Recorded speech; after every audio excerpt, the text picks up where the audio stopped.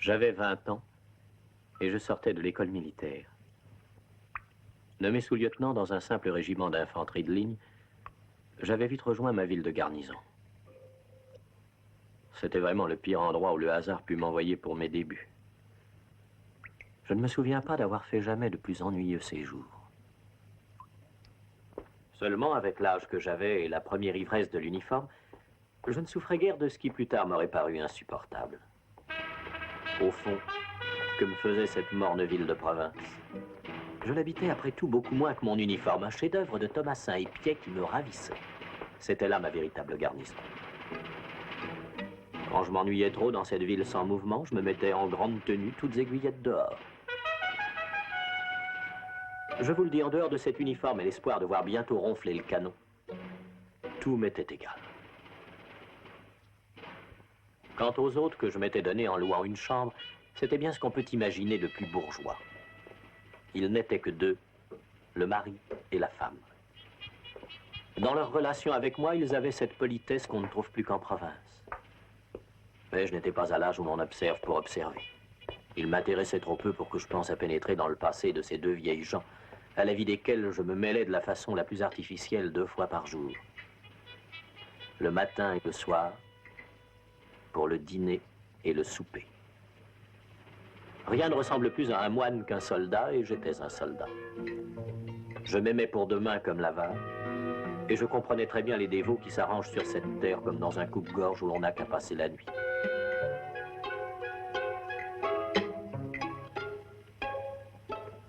J'étais donc là depuis environ un semestre, tout aussi tranquille que mes autres, quand un jour, descendant pour dîner à l'heure accoutumée, j'aperçus dans un coin de l'entrée une jeune personne sur l'existence de laquelle je n'avais pas encore entendu dire un seul mot.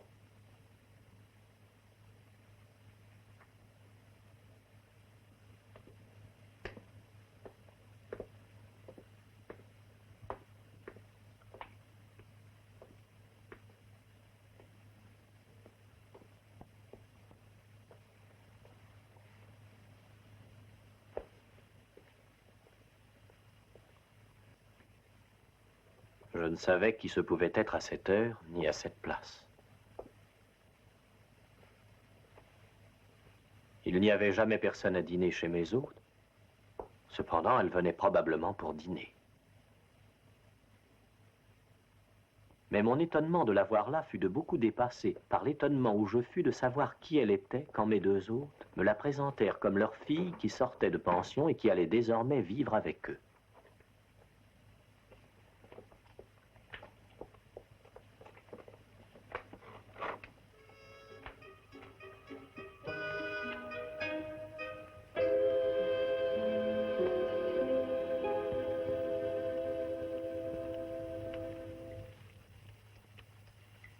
Leur fille.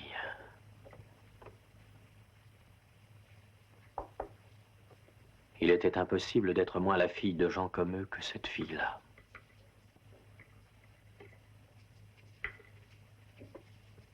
Entre eux, il y avait l'abîme d'une race.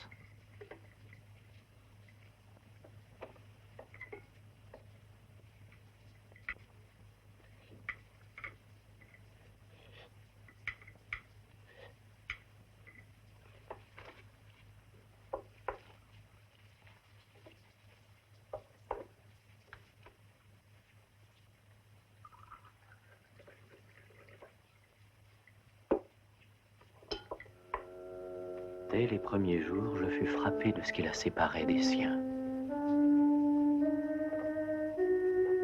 C'était un air difficile à caractériser. Un air très singulier chez une fille aussi jeune qu'elle. Un air qui n'était ni fier, ni dédaigneux, ni méprisant, mais tout simplement impassible. Car l'air méprisant dit aux gens qu'ils existent puisqu'on prend la peine de les mépriser. Tandis que cet air-là disait tranquillement que vous n'existiez même pas. J'avoue que cette physionomie me fit faire bien des questions. Si je l'avais rencontrée dans ce monde pour lequel j'étais fait et que j'aurais dû voir, cette impassibilité m'aurait piqué au vif. Mais elle n'était pas une fille à qui je pus faire la cour, même des yeux. Et j'eus bientôt répondu par la plus grande indifférence à son impassibilité. Elle n'était pour moi qu'une image qu'à peine je voyais. Et pour elle, qu'est-ce que j'étais? J'aurais passé toute ma vie sans seulement penser à regarder dans cette calme et insolente fille. Pour cela, il fallut cette circonstance qui m'atteignit comme la foudre, qui tombe sans qu'il ait tonné.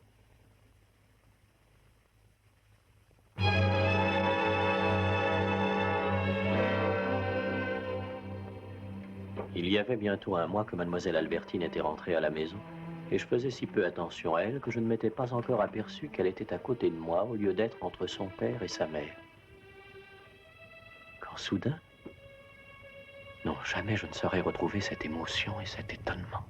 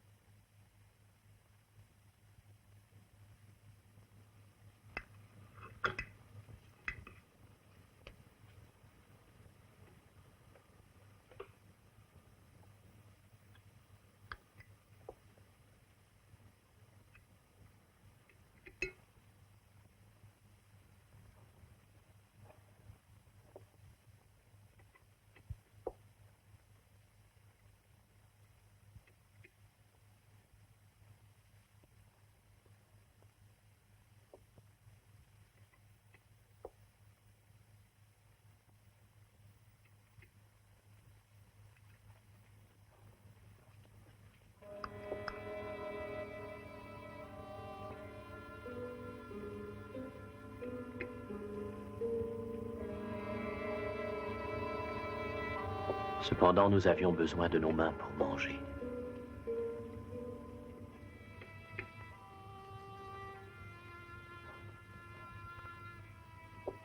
Mais à peine sa main eut-elle quitté la mienne, que son pied vint s'appuyer sur le mien avec autorité et y rester tout le long que dura ce dîner.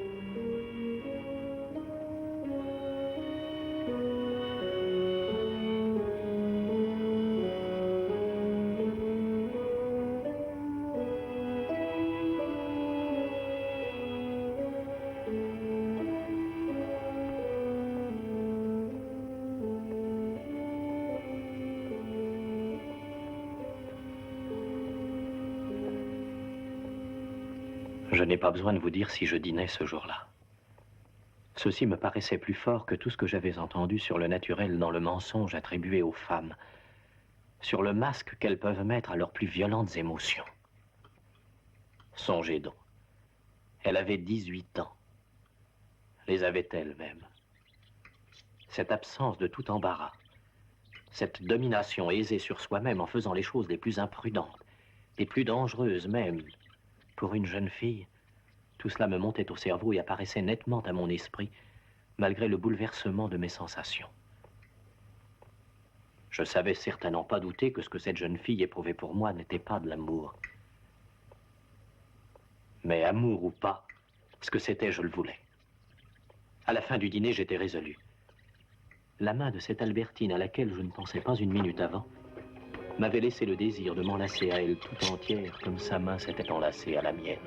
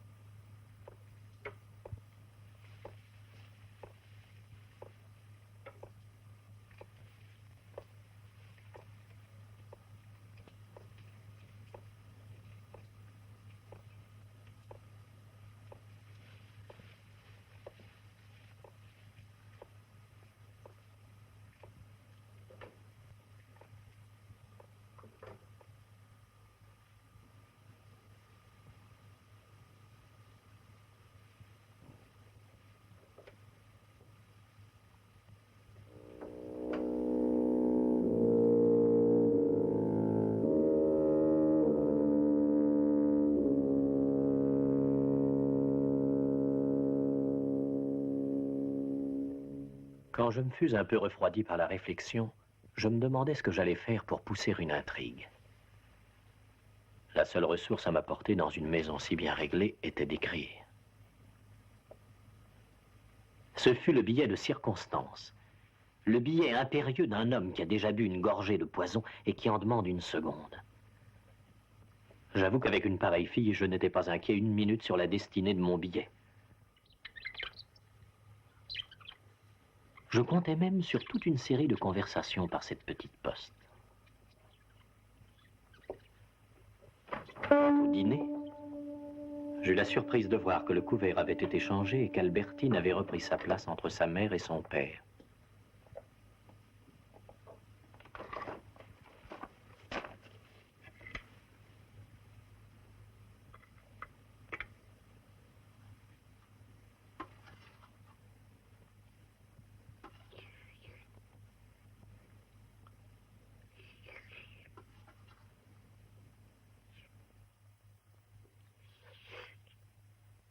Pourquoi ce changement? Que s'était-il donc passé? Le père et la mère s'étaient-ils doutés de quelque chose?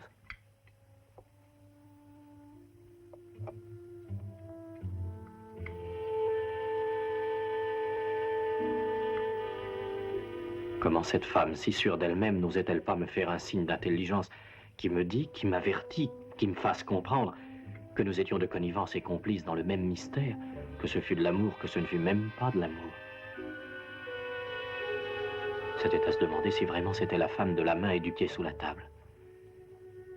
Elle en avait tant fait qu'elle ne devait pas être embarrassée pour me jeter un regard.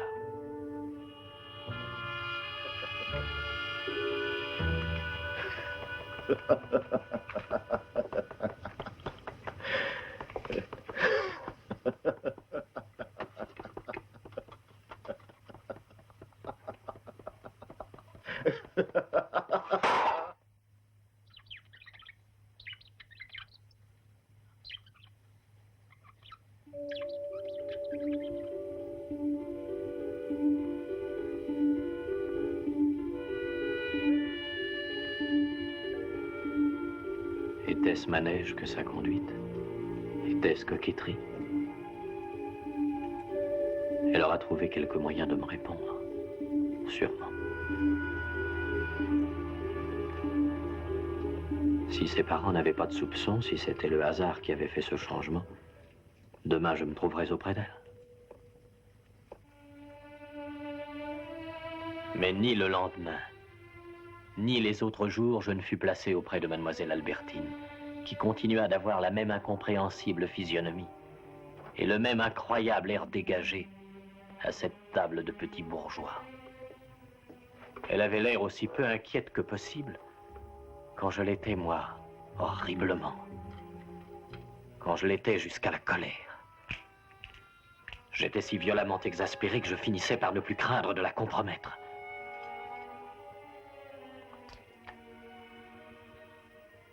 Et j'attendais. J'attendais toujours. Quoi? Un rien risqué à voix basse en se levant de table dans le bruit des chaises qu'on bouge.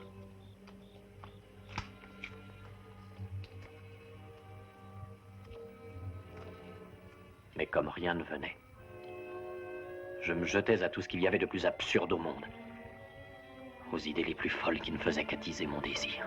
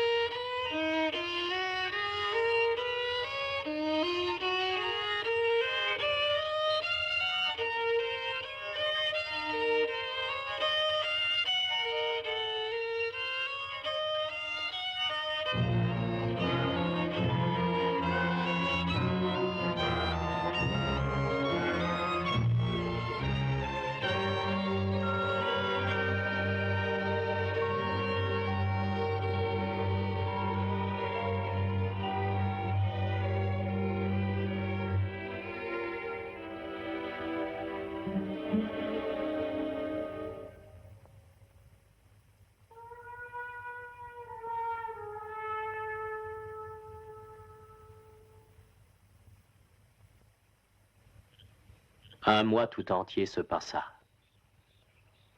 Et malgré mes résolutions de me montrer aussi oublieux qu'Albertine et aussi indifférent qu'elle, d'opposer marbre à marbre et froideur à froideur, je ne vécus plus que de la vie tendue de l'affût.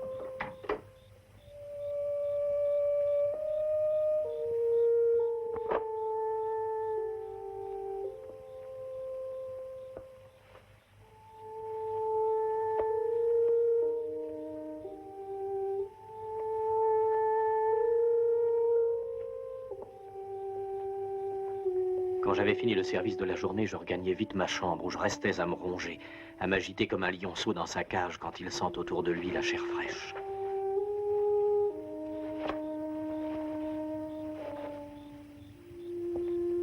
Je ne me couchais plus, je ne dormais plus. Ah, elle me tenait éveillé, cette Albertine d'enfer.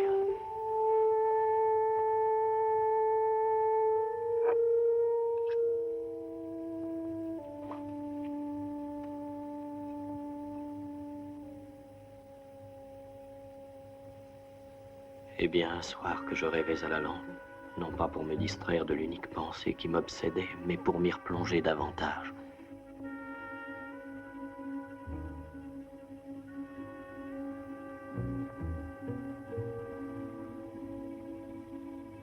Soudain, sans que rien m'eût averti, la porte s'entr'ouvrit.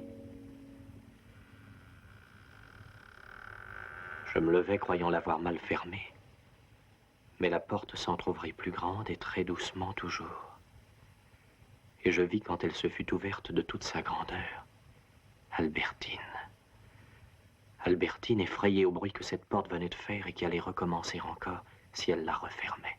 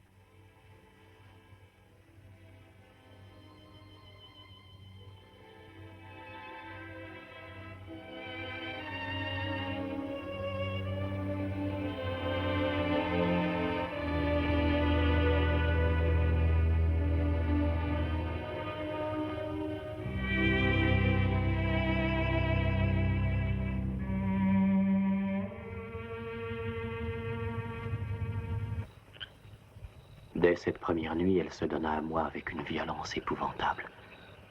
Mais ni elle, ni moi ne pûmes oublier dans les plus vifs transports la terrible situation qu'elle nous faisait à tous les deux. Car pour me rejoindre, elle devait traverser la chambre de ses parents endormis.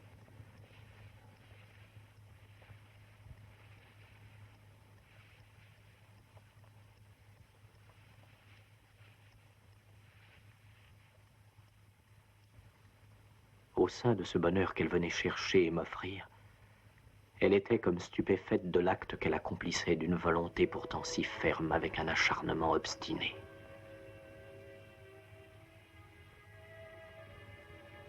Elle avait décidé qu'elle viendrait chez moi de 2 nuits en 2 nuits, puisque je ne pouvais aller chez elle.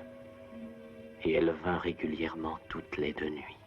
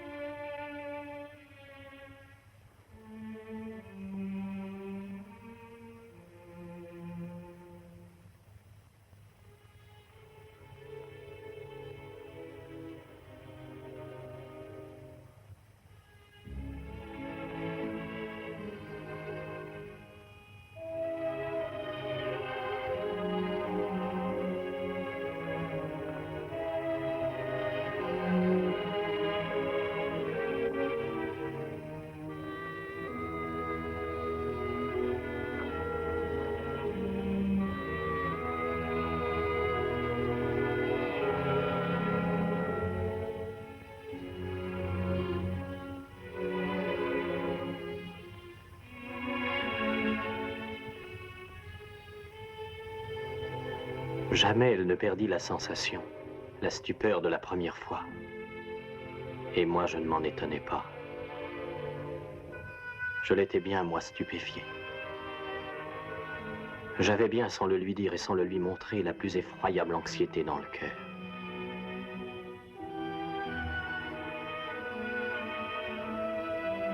Et jusque par-dessus son épaule, je regardais derrière elle à travers ses soupirs, à travers ses baisers, si cette porte n'allait pas s'ouvrir de nouveau.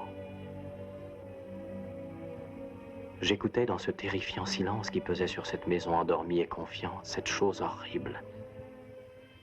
Si sa mère ne s'éveillait pas, si son père ne se levait pas,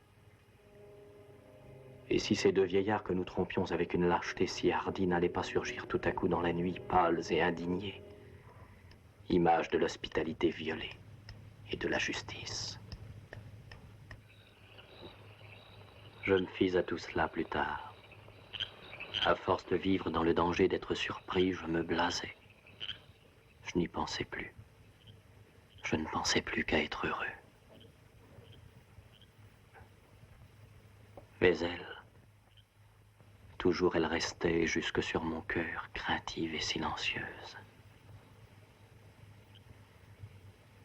Et lorsque plus tard je lui parlais comme on parle à sa maîtresse de ce qu'il y avait déjà entre nous, de cette froideur inexplicable et démentie, puisque je la tenais dans mes bras, et qui avait succédé à ses premières audaces, quand je lui disais enfin tous ces pourquois insatiables de l'amour, elle ne me répondait que par de longues étreintes.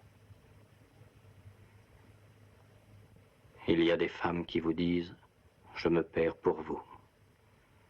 Il y en a d'autres qui vous disent « Tu vas me mépriser ».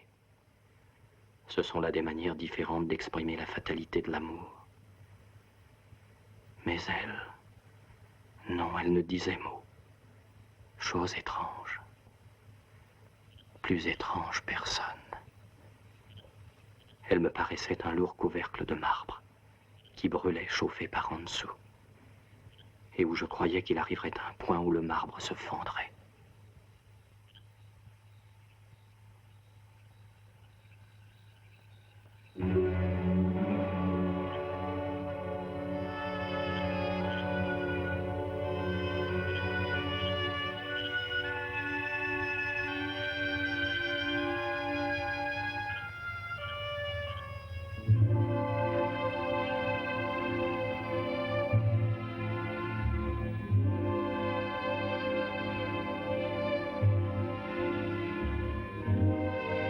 Pendant 6 mois, notre amour nous donna des sensations que je ne crois pas avoir éprouvées jamais avec des femmes plus aimées que cette Albertine, qui ne m'aimait peut-être pas, que je n'aimais peut-être pas. Je n'ai jamais compris ce que j'avais pour elle, ni ce qu'elle avait pour moi. Pendant 6 mois, tout ce que je compris, ce fut un genre de bonheur dont on n'a pas l'idée dans la jeunesse. Je compris le bonheur de ceux qui se cachent. Je compris la jouissance du mystère dans la complicité, qui même sans l'espérance de réussir ferait encore des conspirateurs incorrigibles. Nul que nous sur la terre ne savait cela, et c'était délicieux cette pensée.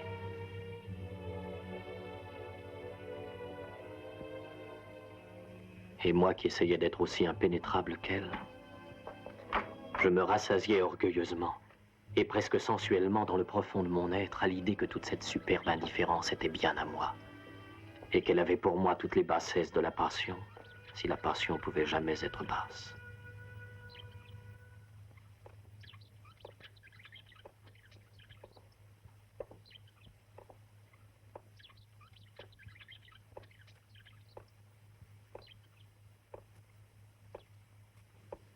Mais je n'avais encore rien connu et j'appris. J'appris ce que j'aurais cru impossible.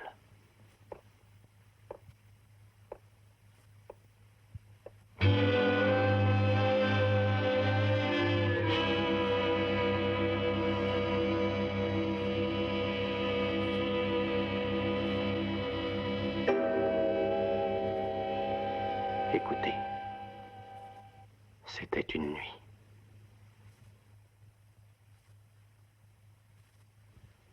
Albertine était venue plus tôt qu'à l'ordinaire pour être plus longtemps.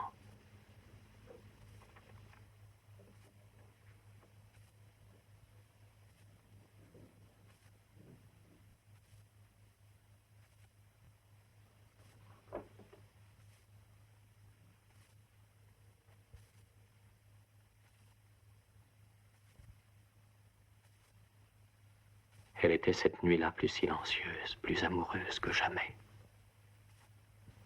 Ses étreintes avaient cette langueur et cette force qui étaient pour moi un langage et si expressif que si je lui parlais toujours, je ne lui demandais plus de me répondre et de me parler.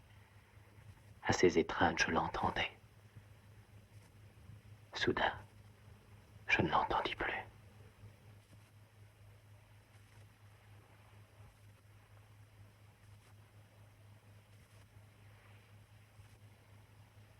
Je restais comme j'étais sur son cœur, dans cette orgueilleuse certitude qu'elle reprendrait ses sens.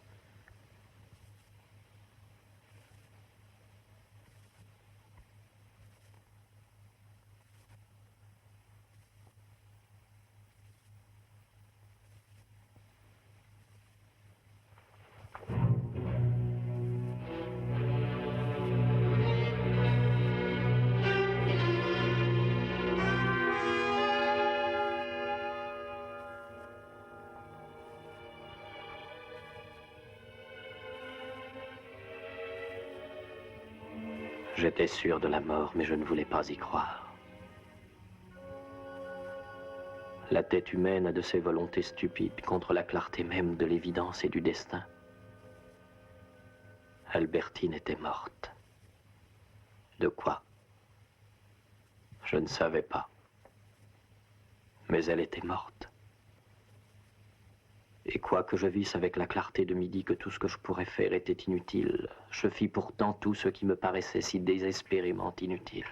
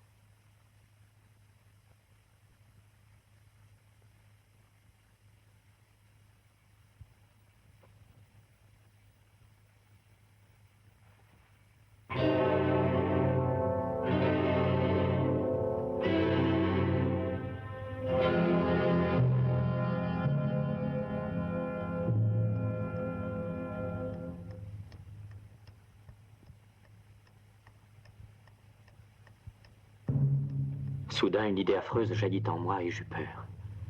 Une peur immense, une peur à vous glacer les os.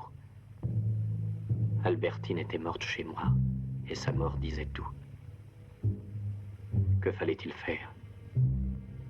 Qu'allais-je devenir? Mille idées s'agitaient dans mon esprit comme une toupie cruelle, et toutes allaient se heurter à ce cadavre qui était chez moi, à ce corps inanimé qui ne pouvait plus regagner sa chambre, et que la mère devrait retrouver le lendemain matin dans la chambre de l'officier. Cette idée me pesait plus encore que ce cadavre. On ne pouvait cacher la mort. Mais le déshonneur, ne pouvait-on le cacher?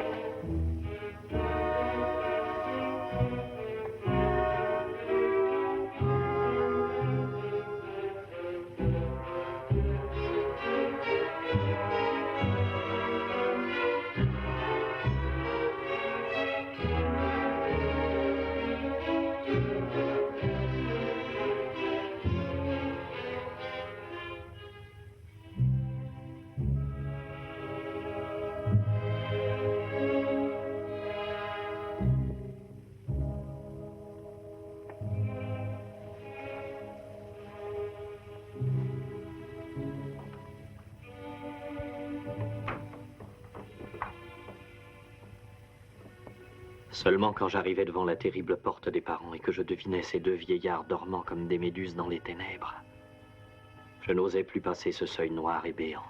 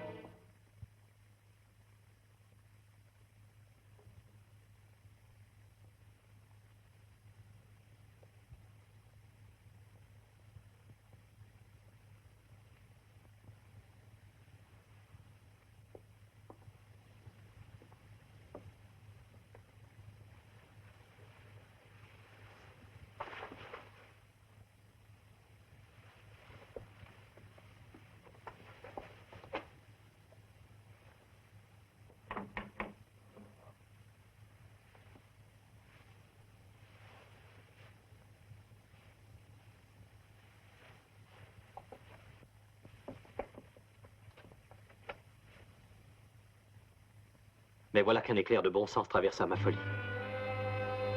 D'où se serait-elle tuée? D'où sera-t-elle tombée si on la trouve sous ma fenêtre demain?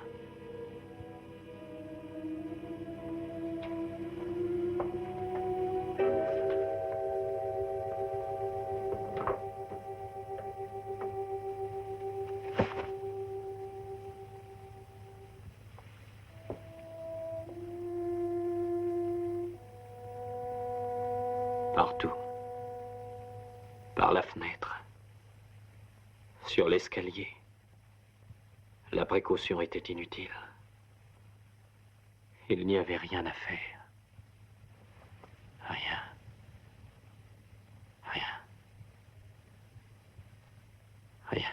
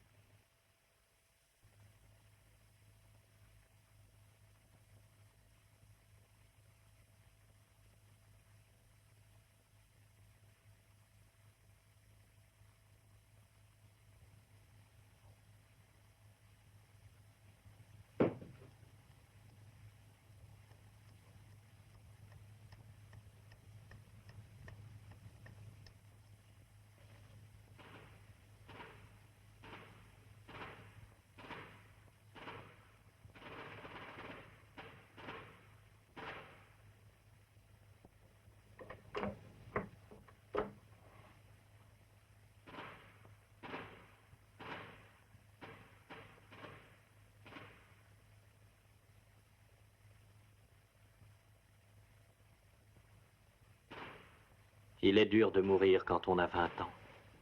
Et pour une femme. La pensée qui m'avait empêché de me tuer me conduisit à une autre qui me parut le salut même dans l'état où j'étais.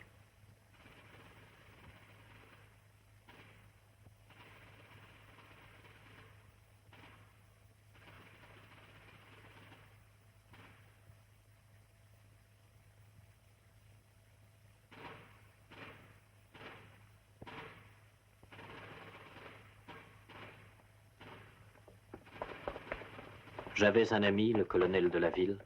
J'allais le trouver, je lui avouai tout. Il eut pitié de moi. Il me dit qu'il fallait commencer par décamper immédiatement, qu'il se chargeait de tout, qu'il verrait les parents dès que je serais parti.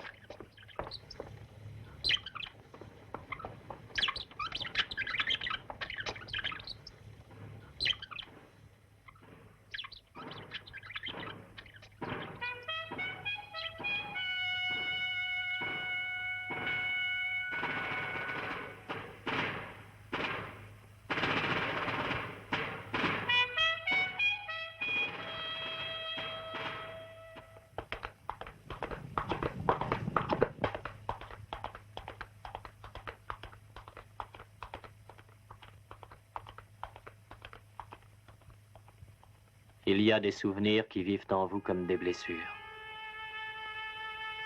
J'aurais pu revenir sans être reconnu et m'informer de mon aventure. Quelque chose m'en a toujours retenu.